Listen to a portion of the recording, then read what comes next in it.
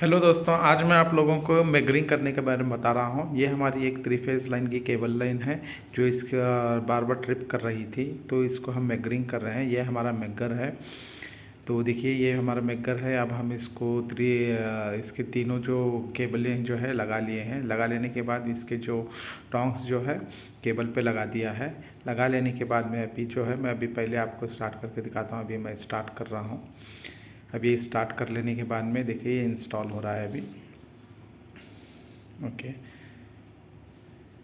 ये इसकी जो केबलें होती है, एक ग्राउंडिंग, एक न्यूट्रल और एक माइनस, एक प्लस होती है। तो देखिए, अभी ये जो मैं टाइम सेट कर रहा हूँ, 30 सेकेंड का टाइम सेट किया और ये होता है, ये वोल्टेज है। वोल्टेज को मैं सेट कर रहा हूँ 500 वोल्टेज पर। 500 वोल्टेज पर डाल दिया लगन। अभी स्टार्ट कर रहा हूँ।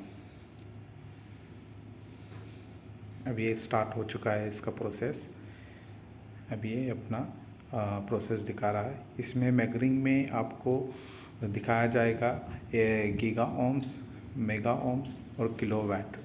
तो आपको जितना भी हमारा जो मेगर जो आता है गीगा ओम्स में जब आएगा, तो इसका मतलब हमारा केबल जो है सही है। अगर मेगा ओम्स में आता है तो इसमें कुछ थोड़ा सा प्रॉब्लम होता है।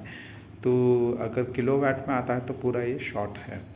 तो इसके लिए अब हम मल्टीमीटर से जब चेक करते हैं तो हमें इतना एग्जैक्टली नहीं पता चलता कंटिन्यूटी पे, तो मेगरिंग करके ही देखना पड़ता है। तो ये देखिए, अब इसका रिज़ल्ट आने लगा है। देखिए, अभी मैं केबलों पे लगाया हूँ। लगा लेने के बाद मैं यहाँ पर रेड और ब्लू केबल लगाया हूँ। अब इसका रिज़ल्ट आने वाला है, देख रहा हूँ। इसके 30 सेकंड ख़त्म होने के बाद में ये पूरा अपना रिज़ल्ट दिखाया। ये दिखा रहा है हमारा गीगा ओम में, इसके मतलब ये सही है।